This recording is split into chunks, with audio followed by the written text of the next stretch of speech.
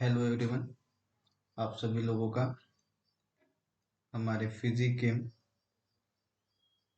Academy में स्वागत है। इस एकेडमी के माध्यम से हम लोग मेनली तो आईआईटी जैम एग्ज़ाम की तैयारी करवाते हैं, लेकिन इसी के साथ साथ आपका सीयूईटी, जेस्ट, गेट के कुछ टॉपिक और ये सब चीज़ों की भी तैयारी यहाँ पे हो जाएगी। तो अब तक मैं अगर बात करूँ तो इस चैनल पे पिछले महीने फिजिक्स में 3 कोर्सेज आए थे और केमिस्ट्री में काफ़ी कुछ कोर्सेज आए होंगे। तो फिजिक्स के अंदर जो टॉपिक मैंने लिया था वो लिया था मॉडर्न फिजिक्स का। इसके अंदर सबसे पहले ओल्ड क्वांटम मैकेनिक्स को कवर किया, जिसके अंदर photo electric effect, quantum effect, photo electric effect, quantum effect, X ray और डी ब्रॉगली हाइपोथेसिस, एचयूपी, इन सब चीज़ों को कवर किया गया था। इसके बाद हमने एटॉमिक फिजिक्स की बात की थी, फिर न्यूक्लियर फिजिक्स हमने देखा था। तो अब मैं एक चीज़ आपको बोल दूँ कि एटॉमिक के मेरे लेक्चर देखने के बाद केमिस्ट्री के अंदर भी एटॉमिक का एक कोर्स है, आप उसको भी ज़रूर देखिए। वो भी आपके लिए काफ़ी हेल्पफुल रहेगा। इसी टॉपिक का वहाँ पे अगला पार्ट मिलेगा आपको, और जो कि मेरे दोस्त ने लिया है, काफ़ी अच्छा पढ़ाया है उसने, तो आप उसको भी देख सकते हैं। तो इसी के साथ मैं कुछ और चीज़ें यहाँ पे बताना चाहूँगा आपको कि पिछले कुछ 12-13 वीडियोस में जिसमें हमने मॉडर्न फिजिक्स की बात की थी और न्यूक्लियर और एटॉमिक सब देखा था, तो उसके ढेर सारे हमने क्वेश्चन की प्रैक्टिस की थी। उसमें मेनली तो पीवाईक्यूज ही थे, और आपको मैंने एक टास्क दिया था कि आपको सारे प्रीवियस ईयर के पेपर से जितने भी मॉडर्न फिजिक्स के क्वेश्चंस थे उनको छाट छाट के अपने लिए एक क्वेश्चन बैंक या क्वेश्चन बुक आपको बनाने के लिए मैंने बोला था। आपने बनाया होगा, ऐसा एक्सपेक्ट करता हूँ। और इसी के साथ साथ जितने भी फॉर्मूलाज मेरे हैंड रिटन नोट्स में थे, उनका आपको एक फॉर्मूला बुक बनाना है। ये फॉर्मूला बुक आपके बहुत काम आएगा क्वेश्चन सॉल्व करते हुए रिवीजन के टाइम पे।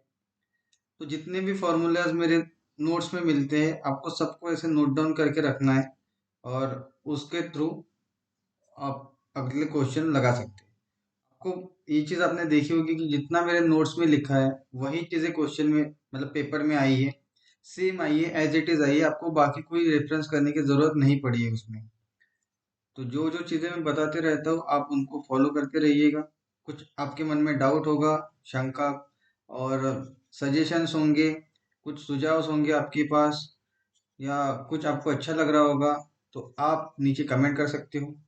हमारे वीडियोस पसंद कर रहे होंगे तो आप वीडियोस को लाइक कर सकते हो। हमारे चैनल पे नए होंगे तो सब्सक्राइब कर सकते हो। बाकी अगर आप ग्रुप्स में जुड़ना चाहो तो डिस्क्रिप्शन में टेलीग्राम ग्रुप का लिंक मिल जाएगा आपको, वहाँ से आप ग्रुप ज्वाइन कर सकते हो। यहाँ पे आपको नोट्स मिलेंगे, बाकी एजुकेटर की क्लासेस कब है वो भी आपको पता चलेगा। तो चलिए आज के इस लेक्चर को हम स्टार्ट करते हैं, जिसमें हम देखेंगे थर्मोडायनेमिक्स के अंदर जीरोथ लॉ और first law. Basically first law तो आज नहीं देखेंगे, लेकिन कुछ बेसिक चीज़ें हम यहाँ पे देख लेंगे। तो इससे पहले जो 4 वीडियोस आई है उसमें हमने केटीजी को टाटा बाय बाय बोल दिया है। केटीजी जितना उन 4 लेक्चर्स में है उससे बाहर केटीजी नहीं आएगा आपका। वो फिर जेई का हो या गेट का हो, उन 4 लेक्चर्स के बाहर, उन नोट्स के बाहर कोई भी क्वेश्चन नहीं आएगा। ठीक है।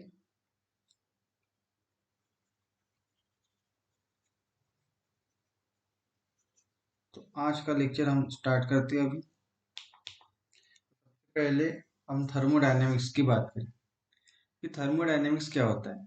तो हमने पहले देखा काइनेटिक थ्योरी क्या होती है, अब देखते हैं थर्मोडायनेमिक्स क्या होता है। तो यहाँ पे जब आप थर्मोडायनेमिक्स देखते हो तो यहाँ पे दो चीज़ें हैं। एक है आपका थर्मो, या फिर आप थर्म बोल सकते हो, और दूसरा है डायनेमिक्स। तो थर्मो का मतलब होता है हीट या एनर्जी। हीट बेसिकली एक फॉर्म ऑफ एनर्जी है, तो आपको उसको बोल सकते हो हीट या एनर्जी। और डायनेमिक्स होता है मोशन। तो हम थर्मोडायनेमिक्स में देखते हैं कि हीट का मोशन कैसे है, क्योंकि हमें एक चीज बचपन से रटी रटाई है कि energy can neither be created nor be destroyed, it can be converted from one form to another. तो वो चीज को जो स्टडी करते हैं कि जो कन्वर्जन है एनर्जी का, वो हम थर्मोडायनेमिक्स के अंदर देखते हैं। ठीक है। यहाँ पे मोशन देखने के लिए हमें तीन चार चीजों की जरूरत पड़ती है। तो उसमें से एक है सिस्टम, एक है सराउंडिंग, एक है यूनिवर्स। तो ये चीजें क्या है, हम इसको देखते हैं। तो थर्मोडायनेमिक्स हमको अगर स्टडी करना है, तो हम हर चीज के ऊपर स्टडी नहीं कर सकते। हम किसी चीज को पर्टिकुलरली सेपरेट करके उसमें चीजों को मेजर करते, वहां पे देखते, और फिर बाकी रिजल्ट को हम ऑब्जर्व करते हैं। जैसे अगर आपको भी कुछ चीज देखनी हो, तो आप अभी फिजिक्स, केमिस्ट्री, मैथ्स हर चीज को नहीं देखते हो, आप एक अलग से चीज बनाते हो फिजिक्स के ऊपर, और फिर वही स्टडी करते हो। तो वैसे ही हम यहाँ पर भी देखते हैं कि हम सिस्टम को, मतलब एक सिस्टम एक ऐसा पार्ट है मैटर का, हम पूरे मैटर की बात कर रहे हैं, कि जहाँ पे हम अपना ऑब्जर्वेशन देखते हैं और वो क्लोज होता है। ठीक है। अब सिस्टम को छोड़ के जो सिस्टम के बाहर की चीजें हैं, उसे कहते हैं हम सराउंडिंग। और इन दोनों को मिला के बनता है आपका यूनिवर्स। इन दोनों को मिला के आपका बनता है यूनिवर्स, और सिस्टम को सराउंडिंग से सेपरेट करने के लिए जो बाउंड्री होती है उसको बोलते हैं सिस्टम बाउंड्री। तो बेसिकली अगर आप इसको समझना चाहें, तो आप ऐसे समझ सकते हैं। ये आपका एक चाय का कप है, तो जिसके अंदर आपका जो मतलब है वो चाय से है। तो आप जो भी चीज देखेंगे वो इस चाय के रिगार्डिंग देखेंगे। तो ये चाय जो है ये आपका सिस्टम है। और चाय को छोड़ के जो बाकी सारी चीजें हैं, वो हो गया आपका सराउंडिंग। और ये चाय का कप हो गया आपका सिस्टम बाउंड्री। तो क्योंकि आप जो ऑब्जर्व कर रहे हो कि चाय गर्म है, ठंडा है, कैसा है, मीठा है या फिर मीठा नहीं है, अदरक डाला है नहीं डाला है, ये सारी चीजें आप ऑब्जर्व करेंगे चाय के ऊपर। तो ये चाय हो गया आपका सिस्टम। और ये चाय का कप छोड़ के जो बाकी सब रीजन है, जहाँ पे कुछ भी हो जिससे आपको कोई लेना देना नहीं है, वो है आपका सराउंडिंग। और चाय का कप जो है वो है आपका सिस्टम बाउंड्री।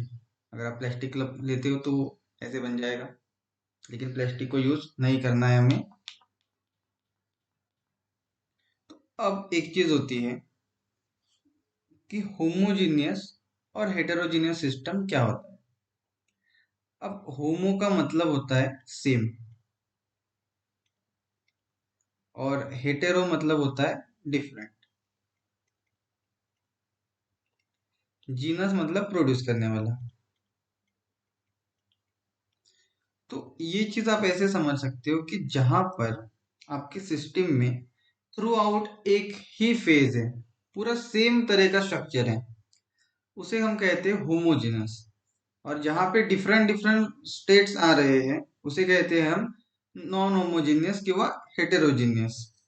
तो जैसे अगर मैं बात करूं कि अगर मैं पानी की बात करूं, ये एक मेरा ग्लास है जिसके अंदर है पानी।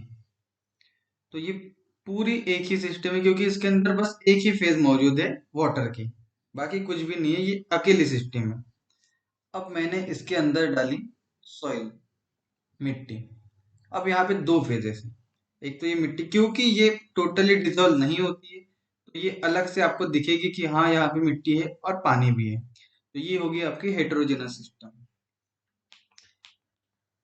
ये जो मैंने कहा था कि यूनिवर्स जो होता है सिस्टम और सराउंडिंग। और जो बाउंड्री वॉल्स की हमने बात की थी, वो दो टाइप की होती है, एक तो डायाथर्मिनस और एडियाबेटिक। तो डाया जब हम मॉडर्न फिजिक्स से बात कर रहे थे, ये चीज हमने वहां पर भी देखी थी, तो आपको ये रिपीट करने की जरूरत नहीं है, ये डेफिनेशन यहाँ पे लिख रखी है।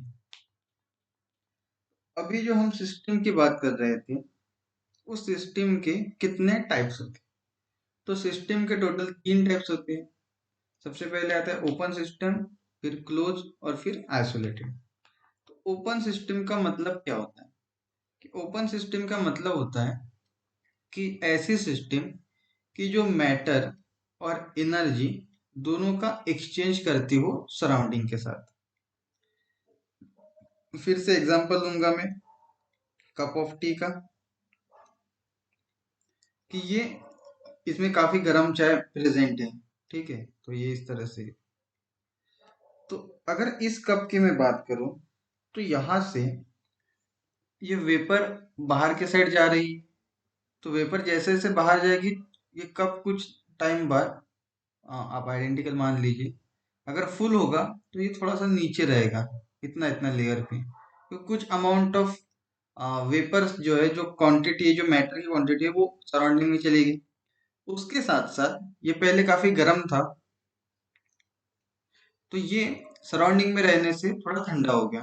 तो इसका मतलब इसने, अब एनर्जी क्या है या फिर हीट क्या है, जब हम देख रहे थे, तो हीट बेसिकली टेम्परेचर डिफरेंस की वजह से फ्लो होने वाली एनर्जी है। तो जब ये चाय हाई टेम्परेचर पे था और सराउंडिंग पे टेम्परेचर कम था, तो हीट फ्लो हुआ, एक्सचेंज हुआ, और ये चाय ठंडा हुआ। तो दोनों चीजें हुई, मैटर भी एक्सचेंज हो गया और एनर्जी भी एक्सचेंज हो गई। तो ये है मेरा ओपन सिस्टम। अब मैंने क्या किया, इस चाय के कप के ऊपर एक सॉकर रख दिया, इस तरह से। अज्यूम कर लीजिए, मेरा ड्राइंग उतना अच्छा नहीं है। अब क्या हुआ, चाय तो कुछ टाइम बाद ठंडा हो गया, मतलब उसने हीट एक्सचेंज कर लिया। लेकिन जब आप उस सॉसर को जब निकालते हो, तो उसके अंदर वेपर जम जाता है ड्रॉप्स के फॉर्म में। तो इसका मतलब जो मैटर था वो एक्सचेंज नहीं हुआ। जब ऐसी सिचुएशन आती है, तो आपका ये होता है क्लोज सिस्टम। और आइसोलेटेड सिस्टम होता है कि अब आपने क्या किया, सबसे पहले हीट और हीट और मैटर दोनों को एक्सचेंज किया। फिर आपने मैटर को एक्सचेंज नहीं किया, हीट को आपने फिर भी एक्सचेंज किया। अब आप दोनों को ही एक्सचेंज नहीं करेंगे। तो जब हीट और मैटर दोनों ही एक्सचेंज नहीं होंगे, तो उसे कहा जाता है आइसोलेटेड सिस्टम। जैसे अगर चाय की ही बात करूं, तो ये चाय अभी कप की बजाय एक थर्मास में रख दो, तो काफी समय तक ये चाय गर्म की गर्म ही रहेगी। और आइसोलेटेड सिस्टम बेसिकली आपका यूनिवर्स ही होता है। अब हम देखेंगे कि थर्मोडायनेमिक स्टेट्स क्या होती है। ये कुछ बेसिक डेफिनेशंस है, ये आपको पता होनी चाहिए। कि थर्मोडायनेमिक से स्टेट ये वो होता है कि यहाँ पे कुछ हम वेरिएबल्स देखते हैं, कि कुछ प्रॉपर्टी, उन वेरिएबल्स के थ्रू प्रॉपर्टी को मैं रिप्रोड्यूस कर सकता हूँ। तो उनको कहा जाता है थर्मोडायनेमिक स्टेट्स। जैसे प्रेशर, वॉल्यूम और टेम्परेचर का अगर मैं यूज करूँ, तो उनका यूज करके मैं अपने सिस्टम की प्रॉपर्टीज को रिप्रोड्यूस कर सकता हूँ, फिर से उनको जिंदा कर सकता हूँ। तो उनको कहा जाता है थर्मोडायनेमिक स्टेट। अब स्टेट फंक्शन क्या होता है? कि ऐसा फंक्शन जो इनिशियल और फाइनल स्टेट पे ही डिपेंड करता है। किसी, जैसे अगर मैं बात करूं कि मुझे ए से बी जाना है, तो मेरा जो फंक्शन का वैल्यू होगा, वो ए और बी पे डिपेंड करेगा। मैं ऐसे जाऊं, ऐसे जाऊं, ऐसे जाऊं, ऐसे जाऊं, इस पे डिपेंड नहीं करेगा। जब ऐसी चीज होती है, जब ऐसे कोई फंक्शंस होते हैं, तो उनको कहा जाता है स्टेट फंक्शन। जिसमें कुछ एग्जांपल है कि प्रेशर, एंट्रोपी, टेम्परेचर, वॉल्यूम। कुछ फंक्शंस होते हैं जो इनके अपोजिट होते हैं, कि अगर मुझे ए से बी जाना है, मैं इस वे से गया, इस वे से गया, इस वे से गया, तो हर बार मुझे अलग अलग वैल्यू मिली। तो जो रास्तों के ऊपर डिपेंड करता है उनको कहा जाता है पाथ फंक्शन। जो स्टेट पे डिपेंड करता है वो कहा जाता है स्टेट फंक्शन। तो ये कुछ ज्ञान भरी बातें हैं जिसको आप देख सकते हैं कि स्टेट फंक्शन जो होते हैं वो एग्जैक्ट डिफरेंशियल्स होते हैं, पार्शियल डिफरेंशियल के फॉर्म में, और पाथ फंक्शन जो होते हैं वो एग्जैक्ट डिफरेंशियल नहीं होते। अब ऐसा क्यों होता है, ये आंसर आप देख सकते हो अगर आपको इंटरेस्ट हो इस चीज़ों में। तो ये कुछ आपको छोटे मोटे टास्क है जो कुछ चीज़ों आप खुद भी देख सकते हो। तो इसके बाद हम देखेंगे इंटेंसिव प्रॉपर्टीज क्या होती है और एक्सटेंसिव प्रॉपर्टीज क्या होती है। या इंटेंसिव हम वेरिएबल्स की भी बात कर सकते हैं, वेरिएबल्स। तो बेसिकली इंटेंसिव वेरिएबल वो होते हैं कि जो अमाउंट के ऊपर डिपेंड नहीं करते हैं। कि जैसे मैं अगर बात करूं तो ये मेरा ग्लास है जिसके अंदर वाटर है, तो ये अमाउंट के ऊपर डिपेंड करेगा वॉल्यूम। ये वॉल्यूम जो होगा वाटर का वो अमाउंट पे डिपेंड करेगा, तो ये एक्सटेंसिव वेरिएबल नहीं होगा। अगर मैं यहाँ पे पार्टीशन कर दूं तो वॉल्यूम चेंज हो जाएगा, तो मतलब ये चीज डिफरेंट है। अगर मैं एरिया की बात करूँ, वो जैसे हमारा घर का प्लॉट होता है जो एरिया के ऊपर डिपेंड करता है कि कितना एरिया आया है, क्या आया है। अगर कुछ खाने पीने की भी चीजें हो जहाँ पे हम अमाउंट की बात करते हैं, लेकिन इंटेंसिव वेरिएबल होते हैं कि जो अमाउंट के ऊपर, साइज के ऊपर डिपेंड नहीं करते हैं। जैसे टेम्परेचर की भी बात कर ली, तो अगर आप गर्मी की बात करें, आपके घर में चल रहा है टेम्परेचर 44 डिग्री सेल्सियस, तो आपके पड़ोसी के घर पे भी 44 डिग्री सेल्सियस ही टेम्परेचर होगा। ऐसे नहीं कि आपके घर पे 44 है और उसके घर पे 24 है। एसी लगाया होगा तो रूम के अंदर की बात अलग है, लेकिन नॉर्मली 44 ही रहेगा। ठीक है, तो ये अमाउंट के ऊपर डिपेंड नहीं करता है, साइज के ऊपर डिपेंड नहीं करता है कि अगर मेरा घर 1500 स्क्वायर फीट का है तो मेरे घर पे 30 डिग्री होगा, किसी का 500 होगा तो उसके घर पे 40 डिग्री होगा। यहाँ पर भी डिपेंड नहीं करता है। वाटर की डेंसिटी हो सकती है, विस्कोसिटी हो सकती है, प्रेशर हो सकता है, स्पेसिफिक हीट हो सकती है, ये सारी चीजें।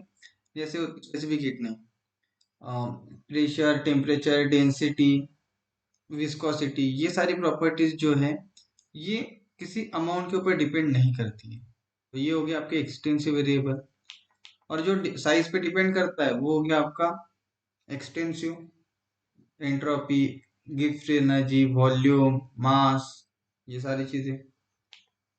अब यहाँ पे डिनोट किसको किस तरीके से करते हैं कि आपको अगर इंटेंसिव वेरिएबल लिखना है कि जो अमाउंट के ऊपर डिपेंड नहीं करते, तो उनको हम लिखते हैं स्मॉल वेरिएबल्स में, स्मॉल एफ, स्मॉल जी। जब इनको आप प्रोडक्ट लेते हो, ऐड करते हो, डिवाइड करते हो, डिफरेंशिएट करते हो, तो इनसे जो भी क्वांटिटी आएगी वो आपकी इंटेंसिव ही आएगी। ये चीज का, ये जो नोट्स है दो तीन, ये काफी इंपॉर्टेंट है। एग्जाम में ऐसे क्वेश्चंस पूछते हैं कि let F and G be intensive variable then, तो एफ जी इंटेंसिव होगा, एफ प्लस जी इंटेंसिव होगा, एक्सटेंसिव होगा, रेशो लेंगे तो ऐसे हर क्वेश्चन वो पूछते हैं। इनको आप ध्यान रखिए। अगर आपको मैं बात करूं तो आप रेशो ले सकते हो, तो ये जो रेशो लेंगे आप, तो ये आपका इंटेंसिव ही आएगा हमेशा। और जब हम कैपिटल में लिखेंगे तो वो होंगे एक्सटेंसिव वेरिएबल। अगर मैं उनको ऐड करता हूँ तो एक्सटेंसिव मिलेगा, लेकिन अगर रेशो लेता हूँ तो इंटेंसिव मिलेगा। जैसे अगर मैं मास और वॉल्यूम का रेशो लेता हूँ तो मुझे मिलता है डेंसिटी, किसी की भी। और डेंसिटी जो है ये इंटेंसिव वेरिएबल है। तो इसका मतलब अगर मैं किन्हीं दो एक्सटेंसिव वेरिएबल्स का रेशो लेता हूँ तो मुझे इंटेंसिव वेरिएबल ही मिलेगा। और अगर एक मेरा एक्सटेंसिव है, एक मेरा इंटेंसिव है, उस केस में अगर मैं रेशो लेता हूँ तो मुझे एक्सटेंसिव वेरिएबल मिलेगा, क्योंकि इंटेंसिव जो है ये तो कांस्टेंट है। जैसे हम स्केलर वेक्टर्स में भी देखते हैं, किसी वेक्टर को अगर मैं स्केलर से मल्टीप्लाई कर दूं या डिवाइड कर दूं तो मुझे जो मिलेगा वो बेसिकली वेक्टर ही मिलेगा, बस उसका मैग्नीट्यूड चेंज हो जाएगा। तो वैसे ही एक्सटेंसिव को अगर मैं इंटेंसिव से डिवाइड करता हूँ या मल्टीप्लाई भी करता हूँ तो मुझे एक्सटेंसिव वेरिएबल ही मिलेगा वहां पे। इसके बाद है थर्मोडायनेमिक इक्विलिब्रियम। कि थर्मोडायनेमिक इक्विलिब्रियम क्या होता है? तो हर चीज जो है समय के साथ खुद को स्टेडी करने की कोशिश करती है, इक्विलिब्रियम पे आने की कोशिश करती है। इक्विलिब्रियम में जो शुरू के वर्ड से इक्विलिब तक, जैसे ये है इक्वल, स्टेबिलाईज, हर चीज खुद को स्टेबिलाईज करना चाहती है। आप भी जब कुछ करते हो तो स्टेबल होना चाहते हो हमेशा, जल्दी से जल्दी। तो ये चीज हर चीज फॉलो करती है कि थर्मोडायनेमिक्स हो गया, वो भी स्टेबल होना चाहता है, एटम स्टेबल होना चाहता है, न्यूक्लियस स्टेबल होना चाहता है। हर एक चीज इस जो दुनिया में है वो स्टेबल होना चाहती है, क्योंकि स्टेबिलिटी के अंदर आपकी एनर्जी जो होती है वो कम होती है और काफी चीजें स्मूथ वे में चलती हैं। समझ रहे हो? तो आपको इस पॉइंट पे क्या होता है कि जहाँ पे आपका प्रेशर, वॉल्यूम या बाकी जो चीजें हैं वो एक स्टेडी स्टेट में रहे, कि उनके कांस्टेंट वैल्यू मिले हमेशा। अगर चीजें फ्लक्चुएट करती रहेगी तो हम ना तो उनकी ठीक से स्टडी कर पाएंगे, ना ही कुछ और चीजें कर पाएंगे। तो इसीलिए इक्विलिब्रियम में रहना काफी इम्पोर्टेंट होता है। इन इक्विलिब्रियम के लिए कुछ टाइप्स हैं। जैसे पहला है मैकेनिकल इक्विलिब्रियम, जिसके अंदर जो नेट फोर्स लगता है किसी बॉडी के ऊपर वो इक्वल होता है, वो जीरो होता है। कि जैसे अगर ये बॉडी है, यहाँ से 5 न्यूटन का फोर्स लगा है, तो इसको स्टेबल रहने के लिए यहाँ से भी इसको 5 न्यूटन का ही फोर्स लगना चाहिए। अगर ऊपर से आप 10 न्यूटन का फोर्स लगा रहे हो तो नीचे से भी इसको 10 न्यूटन का ही फोर्स मिलना चाहिए, ताकि ये बॉडी जहाँ है वैसे ही रहे, ये सारे फोर्सेस एक दूसरे को नलीफाई कर दें। ये चीजें मैकेनिकल के अंदर। थर्मल इक्विलिब्रियम का अंदर ये चीज होती है कि जो टेम्परेचर होता है वो सेम रहे। जैसे सेम, फिर से कप ऑफ टी की बात करते हैं, तो अभी ये चाय जो है ये गर्म है, ठीक है। जैसे जैसे टाइम आगे बढ़ता है ये अपनी एनर्जी को एक्सचेंज करता है सराउंडिंग के साथ। और एक चीज आपको पता है कि हीट जो है वो फ्लो होती है जब आपका टेम्परेचर डिफरेंस हो। ये डेल्टा टी आपका बेसिकली टेम्परेचर डिफरेंस को शो करता है। तो जब ये सराउंडिंग कम टेम्परेचर पे, टी ज्यादा टेम्परेचर पे, तो यहाँ पे जब आपका टेम्परेचर बैलेंस होता है तो आपका इक्विलिब्रियम अचीव होता है कि दोनों चीजें सेम है। अगर बहुत गर्म है तब भी आप हैंडल नहीं कर पाओगे, बहुत ठंडा है तब भी आप हैंडल नहीं कर पाओगे। तो आप भी चाहते हैं कि वो थर्मली इक्विलिब्रियम पे रहे, सेम स्टेट में रहे सराउंडिंग के साथ। केमिकल इक्विलिब्रियम वो होता है कि जहाँ पे आपका जो टोटल कंपोजिशन है वो सेम रहे। कि जैसे H2O की मैं बात करूँ तो अभी H2O है, हम 10 मिनट बाद देखेंगे तो ये H3O हो गया, फिर देखेंगे तो HO2 हो गया। ऐसे नहीं होना चाहिए। ये होता है केमिकल कंपोजिशन, कि वो हमेशा सेम रहना चाहिए, तभी हमारा इक्विलिब्रियम मेंटेन रहेगा। तो जो ये तीनों चीजों को सेटिस्फाई होता है कि आपके किसी सिस्टम का नेट फोर्स जीरो है, उसका टेम्परेचर डिफरेंस मतलब सराउंडिंग के साथ हीट एक्सचेंज नहीं हो रहा है, और केमिकल कंपोजिशन भी सेम है, तो उस टाइम उस सिस्टम को कहा जाता है कि वो थर्मली इक्विलिब्रियम में है। अब इस थर्मली इक्विलिब्रियम का यूज करके सबसे पहले आया जीरोथ लॉ।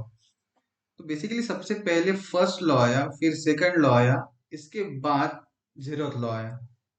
इसके बाद एक चीज पता चली जब हम एंट्रोपी वगैरह पता किए कि ये भी चीज होती है ऐसे थर्मली इक्विलिब्रियम वाली। तो तब अब पहला लॉ को नाम दिया, दूसरे लॉ को नाम दिया, और वो काफी फेमस भी हो गए कि thermodynamical first law, second law of thermodynamics वगैरह वगैरह नाम से। बट ये चीज जो है वो इससे पहले आनी चाहिए थी, इसीलिए इसको फिर नाम दिया जीरोथ लॉ का। तो अब जीरोथ लॉ में ये कहा जाता है कि कोई भी सिस्टम, कोई भी दो चीजें जो इक्विलिब्रियम में है। जैसे मैं अगर तीन लोगों की मैं बात करता हूँ सीधे सीधे, मेरा ए जो है ये बी के साथ इक्विलिब्रियम में है, बी जो है ये सी के साथ इक्विलिब्रियम में है। तो इसका मतलब मेरा ए और सी ये भी क्या होगी, इक्विलिब्रियम में होगी। इसका मतलब कि ए और बी का टेम्परेचर सेम है, बी और सी का टेम्परेचर सेम है, तो ए और सी का भी टेम्परेचर सेम ही होगा, ऑब्वियस बात है। जैसे हम मैथ्स में ये चीज देखते हैं, A is equal to B, B is equal to C, this implies B A is equal to C. ये चीज बताती है जीरोथ लॉ। इसका क्या इंपॉर्टेंस है? तो इसका इंपॉर्टेंस ये है कि ये चीज बताती है कंसेप्ट ऑफ टेम्परेचर। टेम्परेचर का जो कंसेप्ट है वो बताया जीरोथ लॉ ने। ये सबसे इंपॉर्टेंट खास बात थी इसकी। ये हीट जो है ये आप ऑलरेडी पढ़ चुके हैं केटीजी के अंदर, कि ये माइक्रोस्कोपिक प्रॉपर्टी है, पाथ पे डिपेंड करती है, और साइन कन्वर्शन याद रख लीजिएगा। प्लस हीट मतलब हीट एब्जॉर्ब हुई है। जब भी कोई बॉडी एब्जॉर्ब करे तभी इसको प्लस क्यों बोलेंगे, अगर हीट लिबरेट होती है तो वहां पे हम माइनस क्यों बोलेंगे। अब यहाँ पे एक चीज आप नोट करिएगा कि केमिस्ट्री के अंदर ये सिंबल उल्टे हो जाते हैं, तो वहां पे कंफ्यूज नहीं होना है। हम जब फिजिक्स में बात करेंगे तो हम जब भी हीट एब्जॉर्ब होगी उसे पॉजिटिव कहेंगे, जब भी हीट लिबरेट होगी उसको निगेटिव कहेंगे। अगर आप केमिस्ट्री के बुक से या जो केमिस्ट्री वाला कोर्स था वहां पे ये चीज देखते हो, तो वहां जो भी क्वेश्चन होंगे हम फिजिक्स वाइज उसका साइन चेंज करके उसको सॉल्व करेंगे। आंसर में चेंज आया तो चेंज आया। वो जो असाइनमेंट गैसियस स्टेट की मिली है आपको या तो उसके अंदर अगर ये चीजें होती है तो आप वहां पे इसको चेंज कर लेना, ठीक है। और ये चीज ध्यान रखना कि फिजिक्स में हम क्या यूज करते हैं। फिर एक है वर्क का कंसेप्ट, कि वर्क मतलब जो भी चीज कैपेसिटी टू डू वर्क, इसको कहते हैं एनर्जी। और वर्क होता है फोर्स का डॉट प्रोडक्ट डिस्प्लेसमेंट के साथ। ये एक्सटर्नल भी हो सकता है, इंटरनल भी हो सकता है। एक्सटर्नल मतलब आपने बाहर वर्क किया, तो बाहर वर्क किया तो आपकी साइज बड़ी होगी, कुछ और चीजें हुई होंगी। आपने अंदर वर्क किया तो कुछ और होगा। अब इसे वर्क फ्रॉम होम और ये सब चीजों से ना जोड़िएगा। जब आप वर्क करते हैं तो यहाँ पे इसका बेसिक फॉर्मूला है थर्मोडायनेमिक्स के अंदर, ये कि इंटीग्रल पी डीवी, ये है आपका वर्क डन। ये भी माइक्रोस्कोपिक प्रॉपर्टी है, पार्ट डिपेंडेंट है। और यहाँ पे जब आप वर्क करते हो तो ये चीज पॉजिटिव आएगी, जब आपके ऊपर वर्क हो रहा हो तो ये निगेटिव होगा। सेम केमिस्ट्री के साथ यहाँ पे सिंबल डिफरेंट हो जाएंगे, तो उनसे घबराना नहीं है। हम फिजिक्स के स्टूडेंट हैं, हम यही यूज करेंगे। जब सिस्टम खुद वर्क करे तो पॉजिटिव होगा, सिस्टम के ऊपर वर्क हो निगेटिव होगा। और ये साइक्लिक प्रोसेस वगैरह इसको हम बाद में लिखेंगे। अब ये चीज बहुत काम की है कि अगर कोई साइकिल क्लॉकवाइज जा रही हो तो वहां पे वर्क डन पॉजिटिव होगा, एंटी क्लॉकवाइज जा रही हो तो वर्क डन निगेटिव होगा। और यहाँ पे एक और चीज आपको ध्यान रखनी है, वो है प्रेशर और वॉल्यूम। तो आपको ये देखना है प्रेशर से वॉल्यूम पे आप क्लॉकवाइज जा रहे हो या प्रेशर से वॉल्यूम पे आप एंटी क्लॉकवाइज जा रहे हो। तो जब आप प्रेशर टू वॉल्यूम क्लॉकवाइज जा रहे हो तो आपका वर्क डन पॉजिटिव होगा, यहाँ पे वर्क डन पॉजिटिव होगा। और जब आप pressure to volume anti clockwise जा रहे हो तो आपका वर्क डन निगेटिव होगा। ये चीज आप ध्यान रखिए, इसके ऊपर क्वेश्चंस काफी ज्यादा है, क्योंकि एग्जाम में कभी कभी वो चीजों को देता नहीं है, साइन कन्वेंशन मेंशन नहीं करता है। एट दैट पॉइंट आपको इन्हीं चीजों से आगे फॉरवर्ड करना है। अब अगला चीज है इंडिकेटर डायग्राम का। अब इंडिकेटर डायग्राम क्या इंडिकेट करता है? तो ये बेसिकली पीवी कर्व है। तो इसके अंडर जो एरिया आएगा वो मुझे बताएगा वर्क कितना हुआ है। और फिर जूल्स लॉ का चीज है कि उसने कहा कि वर्क और हीट एक दूसरे के प्रोपोर्शन में है। जब प्रोपोर्शन में है तो कोई कांस्टेंट आता है जिसको उसने कहा जूल्स कांस्टेंट। काम खत्म। इस चीज को हम बाद में देखेंगे। फ्रैक्शन ऑफ हीट क्या होती है, ये काफी इंपॉर्टेंट टॉपिक है। जब हम फर्स्ट लॉ देखेंगे उसके बाद इस चीज के ऊपर आएंगे, फर्स्ट लॉ के ऊपर। ये कुछ मैकेनिकल कन्वर्जन है कि ये तो आपको पता है कि क्यू डब्ल्यू बाई जी होता है। तो अगर मैं पोटेंशियल एनर्जी की बात करूँ कि एक हाइट से कुछ नीचे गिरा है तो वहां पे एम जी एच और के होगा कन्वर्जन फैक्टर, ये कितने इफेक्टिवली होगा। काइनेटिक एनर्जी होगी तो हाफ एम वी स्क्वायर का फैक्टर आ जाएगा। एनर्जी वगैरह ये सब छोटी मोटी चीजें हैं, आप इनको पढ़ सकते हो। ये सारी चीजें यहाँ पे मेंशन है। बस यहाँ पे इंटरनल एनर्जी का कंसेप्ट आपको देखना है। ये साइन कन्वेंशन। इंटरनल एनर्जी वो होती है कि बॉडी के अंदर की एनर्जी की जितनी सारी चीजें होती है कि काइनेटिक एनर्जी, पोटेंशियल एनर्जी, तो कुछ एनर्जी बॉडी के अंदर स्टोर रहती है जिसका यूज करके ही बॉडी कुछ चीजें करती है। कि पोटेंशियल एनर्जी कहाँ से आती है? तो बॉडी के अंदर जो एनर्जी होती है उसी का यूज करके बॉडी जो है कुछ वर्क करती है, वर्क उसके ऊपर होने देती है, एब्जॉर्ब करती है, इमिट करती है। तो ये जो एनर्जी होती है हमने काइनेटिक थ्योरी में देखा कि अगर मैं आइडियल की बात करूँ तो डी यू जो है वो टोटली टेम्परेचर डिपेंडेंट होता है। तो अगर टेम्परेचर मेरा बढ़ता है तो डी यू मेरा बढ़ेगा, टेम्परेचर मेरा घटता है तो डी यू मेरा कम होगा। अब डी यू को दिल्ली यूनिवर्सिटी से आप नहीं जोड़ेंगे, ठीक है। डी यू मतलब चेंज इन इंटरनल एनर्जी। कुछ कुछ लोग इसको डीई भी बोल देते हैं, तो भी कोई प्रॉब्लम नहीं, सिंबल चेंज होंगे, चीज सेम रहेगी।